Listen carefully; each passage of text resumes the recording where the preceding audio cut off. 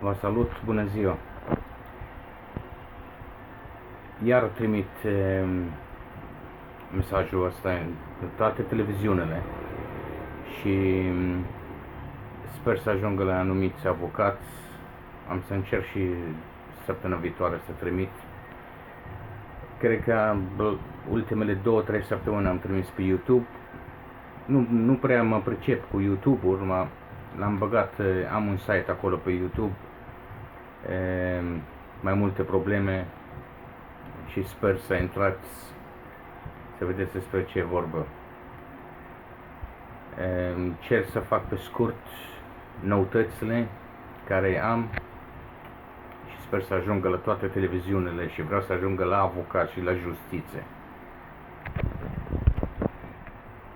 Știți, de 3 ani de zile de când sunt în Aberdeen, cu torturarea mea, cu rază,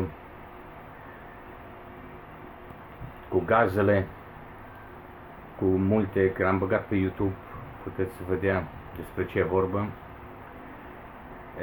Acum, în 26 luna asta, am un an în Filipine, toți sunt în Filipine. Eu cu nevastă mea nu avem venit, deci venit nu avem. Viața e foarte, foarte, foarte grea. Muncă, eu personal muncă nu am, dreptul de muncă am luna asta, în 26 sau în 27, cred, după ce plenesc un an de zile. Vreau să zic, și dacă am un loc de muncă acum, în Filipine, sau oriunde în țară, în lume, în Europa, nu lucrez, nu există așa ceva, să îmi caut loc de muncă sau să lucrez. Ultima oară am fost în Singapore, s-a promutat nevastă mea și am ajuns în Singapore 8 zile. Acolo m-au distrus cu rază magnetică, electrică, 8 zile, deci n-aveam mâncare, n-aveam căldură, fără bani, m-am dus să caut loc de muncă peste tot, mi-au dat cu rază. E aceeași metodă cum mi-au dat și în țară și în Aberdeen. Aici, în Filipine, am fost la 2 interviuri și am zis așa, poate am șanse să-mi găsesc loc de muncă. Din păcate, la 2 interviuri mi-au dat iar cu rază, mai puternic, cu rază magnetică. Eu nu mai am încredere, deci nimeni nu mă garantează că nu-mi dă încă o dată. Deci am lucrat în Aberdeen, mi-au dat acolo cu rază și cu gaze. Al doilea serviciu în Aberdeen mi-au dat cu gaze și cu rază.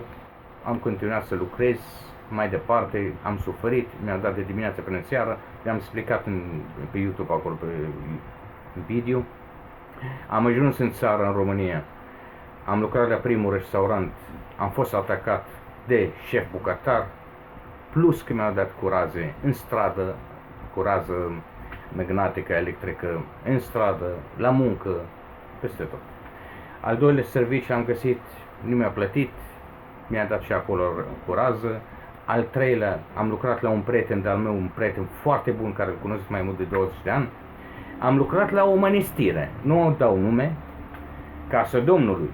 Și acolo m-au lucrat, în fine. A fost înțelegere, eu repet așa pe scurt, a fost înțelegere între mine și prietenul meu să vin în Filipine, să fac chemare lui nevastă mea și să mergem înapoi în țară. Din păcate m-a blocat aici. Și de atunci băieții cu rază, mai departe, deci zilnic, ceva normal. Deci cum beau apă și m-am obișnuit. Nu ia legătură nimeni cu mine, deci nu există să ia legătură cu mine cineva. Vreau să zic de 7-8 zile, surpriză, deci surpriză, am un cel mai bun prieten, care îl cunosc de mai mult de 25 de ani, e din Kuwait, care a luat legătură cu mine, că am încercat de mai multe ori să iau legătură, la final, și mi-a zis așa, zice, băi, vreau să te ajut. Semn de întrebare, ciudat, bun, dăm bani. Și m-a trimis $300. Deci asta a fost acum 7-8 zile. Parcă știa, parcă nu știa, nu știu, numai trebuia să plătesc viză. Și m-am dus și am plătit viză aici în Filipine, e valabil, deci până luna viitoare. A fost întârziere din martie, deci e bine că mai am de 7-8 zile de mâncare, deci mai am pentru 2-3 zile, e perfect. Am plătit rest de ceva datorii. Viața aici e viața scumpă, deci să nu credeți că în Filipine cu 100 de dolari trăiți o lună, deci așa ceva nu există. Nevastă mea ia 200 de dolari salariu pe lună, care ajung pentru 2 săptămâni. Deci nu, nici banii aia nu ia. Pentru că avem datorii de luni de zile cu Singapore, deci noi n-avem venit. Deci nu avem așa ceva. Traiul aici unde stau e mizerabil. Gândaci pe farfurii, pe masă, peste tot. Intri în toaletă, ieși, vii înăuntru cu pișare, Deci nu există așa ceva, e ultimul hal. Deci hygiene nu există și m-am obișnuit, nu pot să zic. Numai te bolnăvești. Și cine îmi plătește? Da? Am tensiune foarte mare. Cine îmi plătește? Mă îmbolnăvesc. Intru la spital. Cine îmi dă bani? Ce fac? Nimeni nu mă bagă în seamă. Pentru că zic ei că am depresie. Bă, fraților, e vorba de 2 ani de zile. Deci ați folosit și gaze. Ați folosit de toate. Băi, numai de toate ați folosit. Eu n-am avocat. Eu dacă am avocat, am not din alea peste 100. Care pot demonstra că nu există așa ceva și minciuni. Și știu tot ce a trecut și de asta zic, ce fac? Nu pot să iau legătură cu nimeni. Încerc la televiziune să iau legătură. Nu-mi dă nimeni un mesaj. Dreptul omului. Acum o să încerc să trimit. Eu nu mă împrecec cu ăștia la avocați. Eu am să trimit la toți. Așa o să fac. Săptămâna viitoare am să trimit la toți. La 100, la 2. Poate vine unul și dă la alt. Păi ia vezi care e treaba. Eu nu știu dacă ajung mesajele mele la voi. Dar nici aia nu prea sunt sigur. Pentru că treaba aia cu depresia, acolo e ceva în mijloc, miroase ceva, eu nu știu, ceva nu e regulă și nu prea mi intră mie în cap. Și stare curios. Nu știu de ce fac treaba asta cu Aberdeen, numai dacă eu am greșit cu ceva, există justiție, nu? Dacă eu am greșit cu ceva, păi, nu luați capul, fraților. Numai dacă voi ați greșit, mi-mi trebuie un avocat, mi-mi trebuie să știu adevărul. Care e vrăjeala aici în mijloc? Deci nu există așa ceva. Ați găsit prostul sau care nu înțeleg care e treaba. Hai că românul stă acolo, are nevastă, lasă că stă în Filipină. Lasă că mănâncă orice, muncesc. Nu muncesc, fraților, s-a terminat. Deci ultima șansă a fost în Singapore. M-am dus să caut loc de muncă. M-ați distrus acolo, iar. Și acum veniți și îmi spune, lasă că încep acum luna să are drept de muncă. Păi cine mă garantează că nu-mi dă curază, nu? Eu n-am nimic cu ăștia din Filipine, nici cu ăștia din țară. Cine a inventat problemă? Din Aberdeen, de acolo. Mi-mi trebuie justiție, mi-mi trebuie tribunal, mi-mi trebuie avocat. Să știu care e problema. Am greșit eu cu ceva, cu voi? Cu ce am greșit? Copilul l-ați luat, sunt fericiți? M-ați luat copilul, e legea voastră. Copilul are 16 ani, am actele aici, poți să-l vorba aia, să-l arunci. Nu e aia, eu nu înțeleg care. Nu, ceva nu, oricum. E ceva în mijloc care nu îmi dau seama. Și trebuie să aflu. Că nu mă las așa. Nu e așa simplu. Te duci în piață, te duci în țară, te duci peste tot.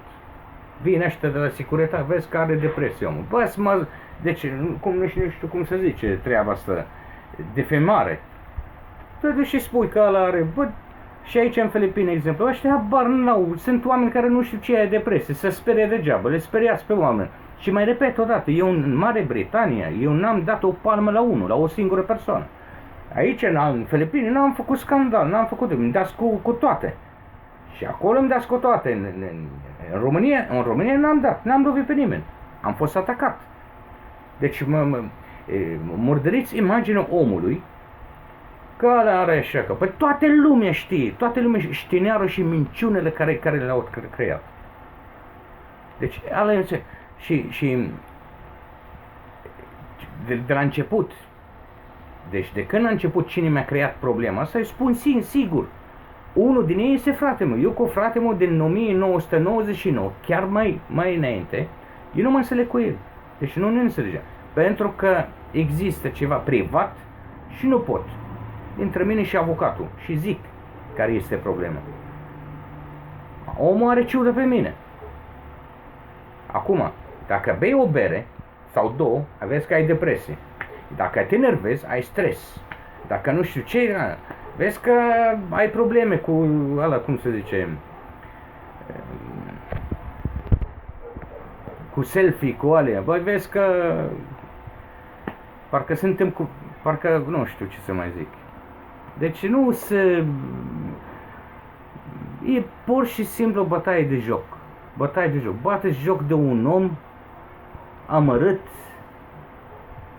a avut un copil, asta cu maica sa la 80 de ani, aia avea 80, bolnavă, vai de mamă ei, m-a dat cu... Și am plecat de acolo. De ce am plecat de acolo? Am plecat de acolo de frică, nu mai e frică de voi, eu și mâine aș merge în Scoția.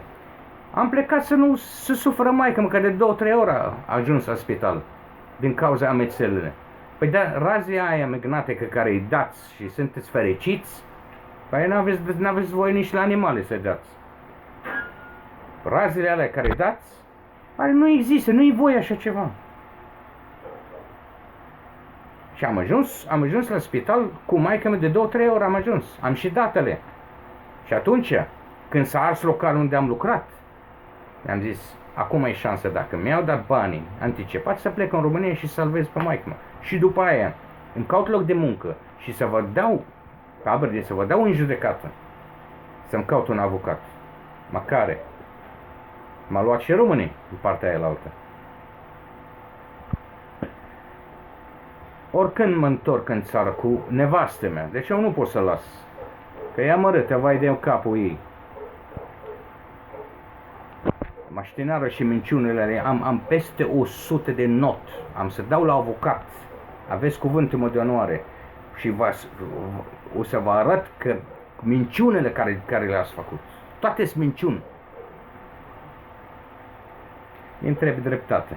Da? Vreau să învăț și eu de viață, liniștit, să învăț de viață. În Filipină, în lună.